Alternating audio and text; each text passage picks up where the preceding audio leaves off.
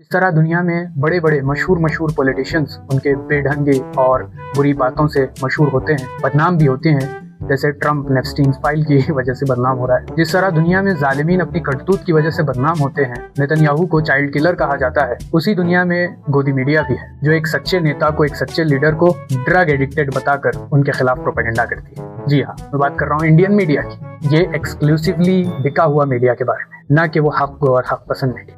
कि इस देश की हवा को लेकर भी, इसकी वादियों को लेकर, इसके रंग को लेकर आप दुनिया में सर उठाकर चल सकते हैं, लेकिन इस देश की मीडिया के बारे में आप दुनिया के किसी भी देश में सर उठाकर नहीं चल सकते हैं।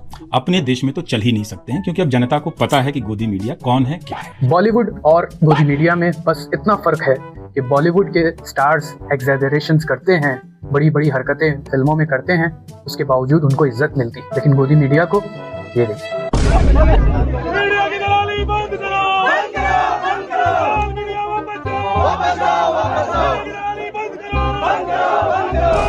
इनको इज्जत नहीं मिलती क्योंकि ये फेक न्यूज फैलाते हैं, जिसकी वजह से दंगे होते हैं, फसादात होते हैं। गोदी मीडिया ने जिस बेसिस पे खामनेई साहब को ड्रग एडिक्ट और दिन भर सोने वाला बताया है, वो एक ट्विटर का प्लेटफॉर्म। ये अकाउंट 1 महीना पहले ही लॉन्च हुआ है और मोसाद के नाम से एक पर्शियन में एक फेक अकाउंट बनाया है। इनको कुछ तो शर्म करनी चाहिए। क्या खूब कहा है किसी ने कि गोदी मीडिया सहयूनियों से ज्यादा सहयूनी, जायनिस्ट से ज्यादा जायनिस्ट। जी हाँ, मुसलमानों का नाम बदनाम करने में नंबर 1। और हाँ, इनको असल में ड्रग से बहुत प्यार है, जैसा कि इनको लाइव टेलीकास्ट में चिल्लाने की बहुत आदत है और चिल्ला चिल्ला के यही कहते हैं, ड्रग दो, ड्रग दो, ड्रग दो, ड्रग दो, ड्रग दो, मुझे ड्रग दो, मुझे ड्रग्स दो। वो कहती है मुझे ड्रग दो, मेरे लिए गांजा लाओ, चरस लाओ, एमडीएमए लाओ, एक्सटेसी लाओ। और सबको उसी ड्रग वाली ऐनक से देखते हैं तो सब नशेड़ी ही नजर आते हैं। अपनी ऐनक को बदलो। ए गोदी मीडिया, अपनी तरह सबको ड्रग एडिक्ट मत समझो, करप्टेड मत समझो, बिका हुआ मत समझो। सच बताइए, why don't you get tired? आप थकते क्यों नहीं?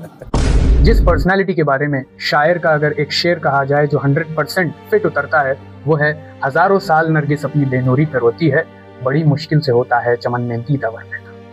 जी हाँ, मैं बात कर रहा हूँ सैयद अली खामेनेई की। ये ईरान के इस्लामिक रेवोल्यूशन के लीडर हैं, जिनकी पूरी दुनिया भर में बहुत इज्जत है। खास तौर पे वो लोग जो फ़लस्तीनियन काउज़ के पीछे हैं और इसराइल के खिलाफ है, फ्री पैलेस्टाइन का जो नारा लगाते हैं, वो आयतुल्लाह खामेनेई को वो हक पसंद लीडर समझते हैं जो मजलूमों के साथ खड़ा। और गोदी मीडिया को ये बात बहुत बुरी लगती है, क्योंकि गोदी मीडिया के लिए जो एंटरटेनिंग बात है वो इसराइल का कत्लेआम है गाजा में। वो उनको कोई ऐसी प्रॉपर और जेन्युइन बात नहीं लगती जो मीडिया में शेयर करें, लेकिन जो भी गजा के सपोर्ट में इसराइल के खिलाफ बोलता है, उसकी या तो बेइज्जती करते हैं या तो फेक न्यूज़ फैलाते हैं। जैसा कि कुछ टाइम पहले वो बेडरूम वाली बातें, ईरान के टॉप कमांडर्स के बारे में जो अजीब व गरीब और बेसलेस बातें इन्होंने फैलाई। ऐसा लगता है कि इनके सीसीटीवी कैमरे वहां तक पहुंचे हो, ये हर पल की खबर रखते हैं। या फिर ये कहा जाए क्योंकि बॉलीवुड इन्होंने ज्यादा देखा हुआ है, तो फिल्म बनाने में, ड्रामेबाजी बनाने में सबसे आगे।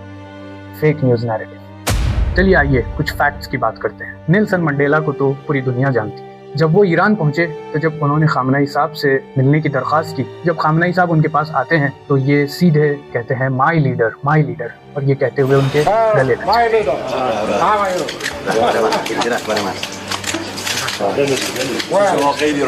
दूसरा, जब first time Russian president Putin Iran पहुंचता है, तो जब ईरान का सफर उसका तमाम होता है, रिपोर्टर उससे पूछता है कि आप खामेनेई साहब के बारे में आपकी क्या नज़र है, तो वो कहता है कि हमने ईसा मसीह को इंजील में पढ़ा है और उनके बारे में बहुत सुना है, लेकिन उनको कभी देखा नहीं था। लेकिन हाँ, मैंने ईरान में मसीह को देखा है। ये कोई एक मुसलमान का जुमला नहीं है, ये रशियन प्रेसिडेंट जो क्रिश्चियन है उसका जुमला है। इसी से अंदाजा लगा। एक और मशहूर बंदा जिसका नाम है कोफी आनन, जो यूनाइटेड नेशन का फॉर्मर सेक्रेटरी जनरल था, उसने भी आयतुल्लाह खामेनेई के बारे में कुछ ऐसा ही जुमला कहा। वो कहता है कि मैं बचपन से ये सोचता था कि ये जो बड़े लीडर्स होते हैं, इनसे जब मेरी मुलाकात होगी, जब मैं इनसे मिलूंगा तो क्या हाल होगा, कैसी कैफियत होगी। और हमेशा से मैं मशहूर लीडर से जब भी मिलता था तो मेरी कल्बी कैफियत बहुत अलग होती थी, लेकिन मैंने जब आयतुल्लाह खामेनेई से मुलाकात की और उनकी रूहानी और मानवी शख्सियत से मुतासिर हुआ तो वाकई मैं ताज्जुब करने लगा, मैं दंग रह गया।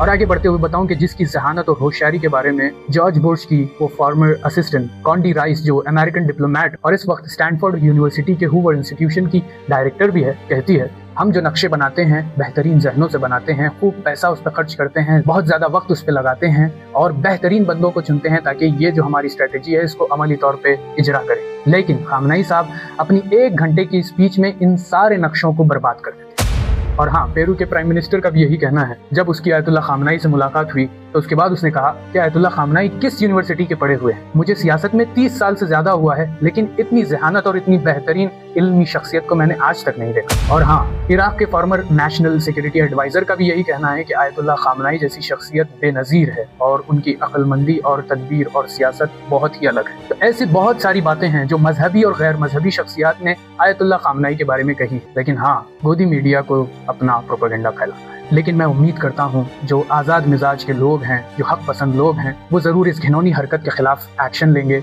और गोदी मीडिया के खिलाफ सख्त से सख्त कार्रवाई करेंगे। वस्सलामु अलैकुम व रहमतुल्लाह।